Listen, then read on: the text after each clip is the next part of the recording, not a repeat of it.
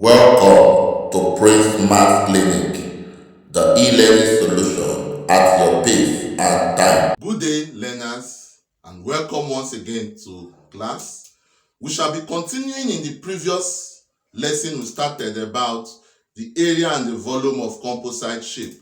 In the last class, I explained that composite shape is made up of two or more simple solid shape.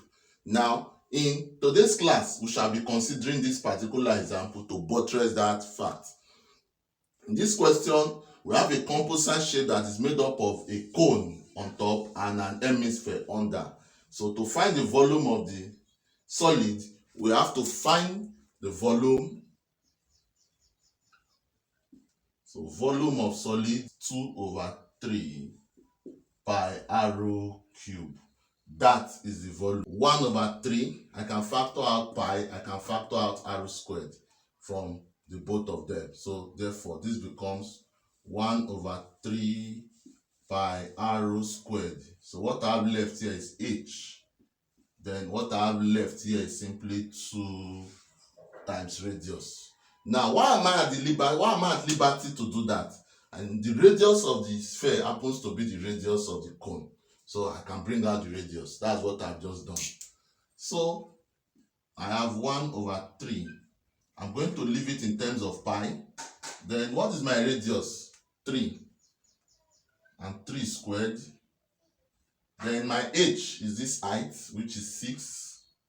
Then 2 times radius, 2 times 3. Now, this 3 square means 3 times 3. So this 3 here, 1. 3 will cancel one of the 3. So I have 3 pi outside. Then this is 6. Then this is 2 times 3 is 6.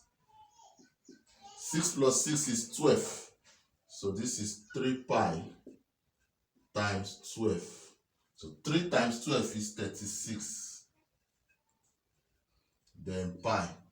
Because we are looking for volume, the unit will be centimeter cube. That is the result to this particular part A of this question. Now, let's look at the other part. The total surface area of this solid will be the total surface area of the cone and the total surface area of the hemisphere.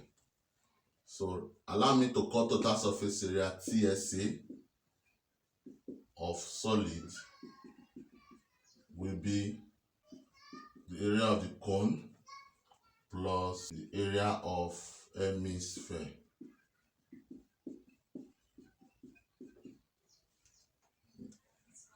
The area of the cone is given by pi r times the slant height, which is this particular part, plus the area of the hemisphere is half of the sphere, which is what? 2 pi r squared.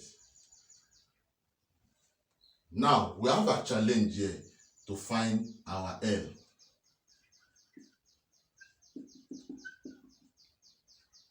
To find L, I would extract this part. So this is 6 and this is 3, all in centimeters. So the slant height is what I want to find. Therefore, using Pythagoras rule, I have my L squared to be what? The sum of the square of the adjacent sides. So this will be 6 squared plus 3 squared.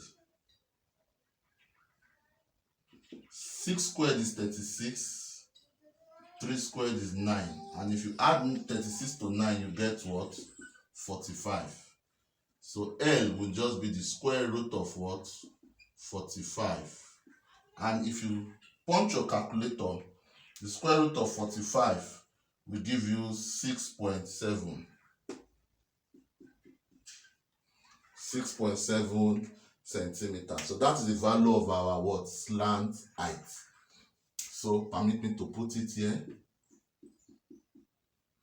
as our slant height.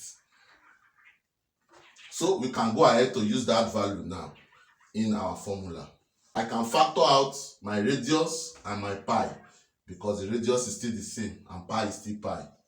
So this will be pi r rho. Then I have L plus then 2 times r rho. So pi, so call it 3 pi. The slant height is 6.7. Then 2, the radius is 3. Therefore, this is 3 pi. This is 6.7 plus 6. So this is 3 pi. If you add 6.7 to 6, you get 12.7. And if you multiply 12.7 times 3, you are going to get 38.1. Then pi, the unit here is centimeter squared, because we are talking about area. So that is the solution to this part B.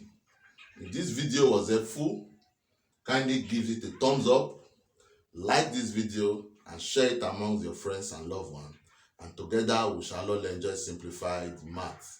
Bye.